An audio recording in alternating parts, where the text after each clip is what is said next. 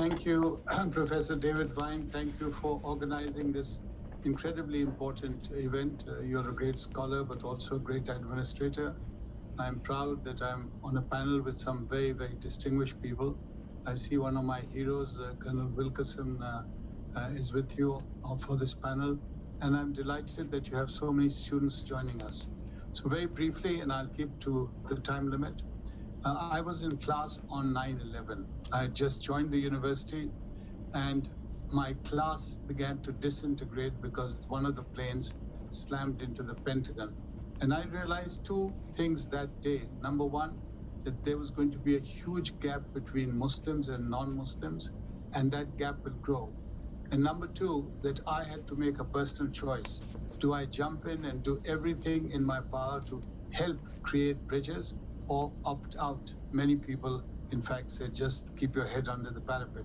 So I threw myself in and I went through a cycle of speeches, lectures, conferences, White House, Pentagon, think tanks, TV, BBC, books, and so on. And that hasn't really ended. Here we are again on your panel. Now, in October, just a few weeks after 9/11, I spoke at the National Press Club. And that was a scene worth recording. There was a great deal of anger. It was packed. There were very distinguished people there. There were two or three very distinguished panelists. I was very new, but I was invited to be on the panel. And observing the anger in almost irrational levels, I said three things. I said, look, I have some experience of that world. You're going into a part of the world you don't know very much about. So here are my three tips. Number one, do not go in without a clear objective. What do you want to do when you go in? Are you going to create a new nation? Are you going to remove the government? Are you going to form a modern state? What are you going to do? Number two, do not go in without an exit strategy. What is your strategy to come out? And number three, I said you must have some understanding of the society you're going into. That area is called the graveyard of empires for a reason. It's a highly tribal society. And later on, I did a study of tribal societies in the Thistle and the Drone. And I studied 40 case studies from Morocco across North Africa into the Middle East and into the Caucasus Mountains. And there were patterns, the code of honor, the hospitality, the courage, but also a very defined sense of revenge, which often trumped Islam's very clear exhortation towards forgiveness and compassion. This is a very important point I'm making. So compassion, forgiveness was set aside for tribal revenge. And I was reminded of Benjamin Franklin, these great, wonderful founding fathers of America. And Franklin had said, what begins in anger ends in shame. And I did share this with the audience. I can tell you, I had absolutely no response. People looked at me with glazed eyes and went on to vent their anger. And I knew that this anger is going to land everyone in trouble. And here we are, 2 decades later, with the scale, a military defeat, which I think Colonel Wilkerson will understand the reference and the enormity of the reference. The only thing you can compare this to is 1842, after the first Anglo-Afghan War, when the only soldier that survived that expedition was Major Bryden outside the fort of Jalalabad, and that was the last remnant of the army of the Indus. So in scale, this is really a seminal event that's happened. I don't think it's sunk in here in the United States.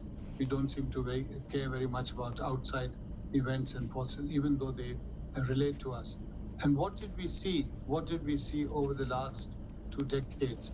We saw anti-Semitism rearing its ugly head. We saw Islamophobia, Sikhophobia, Hinduphobia, xenophobia, all these terrible phobias emerging, sometimes being directed, unfortunately, by politicians. In the meantime, we saw some of the poorest people on earth, Yemen, Iraq, Somalia, Afghanistan, the northern areas of Pakistan. These are really societies living on subsistence levels. And they were subject to drone attacks, missile attacks, and in turn, the impression that they had was of an America on the rampage. So you had stories, terrible stories of torture, waterboarding, urinating on Afghan bodies, flushing the Quran down the toilet. Now, this, I can assure you, is no way to win hearts and minds, no way at all. So 20 years later, we were at this stage when you look back at a ledger and say it was an unmitigated disaster. Yes, we had some very heroic attempts to give some rights to women, etc., but you saw that within 24 hours of the Taliban taking over, it all went back to zero. And this, for me, as someone from that part of the world, I think is the biggest tragedy of all. Instead of helping a modern drive and thrust towards for Islamic societies, we have set the clock back, not only for the American presence in that part of the world, but for any one of us who cares for civil rights, humanism, for human rights, for minority rights. All of us, you've pushed us back 30, 40 years, and I'm not sure how we're going to regroup and move ahead. And perhaps the biggest tragedy of all, again, I don't think it's sunken into the American mind yet, but perhaps the biggest tragedy is that one of the consequences is this terrible, unnecessary, and exaggerated anti-Americanism that's emerged, this chest beating, this argument for isolationism, hell with the world, we'll hide behind our own ramparts and don't care for the world. I completely disagree with that. America has a role to play in the world. America needs to get back onto its feet, off its bottom, and get back into the game, and to remember that it is an extraordinary nation. It is a nation of great resilience, great character, great honor, and it must now show that face, show the beautiful, the wonderful face to the rest of the world, to be there for those people and say, we are here for you. We are going to be back to help you with colleges, with schools, with development projects, not with drones and missiles. And that is the face of America. I can assure you, after decades of studies and talking to people, that this face of America, this American, will be welcome anywhere in the world. And this was the America that I grew up with. I was educated in Pakistan. One of the colleges I went to was called Foreman Christian College, run by American Presbyterians, the most popular teachers in Pakistan.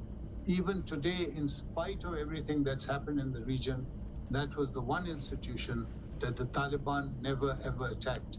And it's an institution that's produced presidents, prime ministers, foreign ministers, ambassadors. Why can't we go back to the Muslim world and say, we are sorry for everything that's happened, but we are here to help you, and here are the kinds of things we can do for you. And in that sense, recover our own soul, our own identity, and help those people who we have wittingly or unwittingly literally destroyed in the millions. We often don't think about it, but if you see any of these documentaries coming out of these countries where you have projects, you have different European societies creating limbs for the limbless, it's heartbreaking. You suddenly see an entire society devastated, men, women without a hand, without a leg, simply because they were at the wrong place at the wrong time. And I want to end with this. Even the vocabulary of these 2 decades, it's shameful as a human being looking at history. I feel ashamed that the vocabulary that emerged was decapitated, collateral damage. We were treating human beings as if though they were worse than animals. I want to help restore America and its own concepts and words such as compassion, forgiveness, love thy neighbor. I want to help America understand that those are the things we love and admire about America. So let me end on this note. Thank you so much, David, for giving me a chance to vent. Thank you.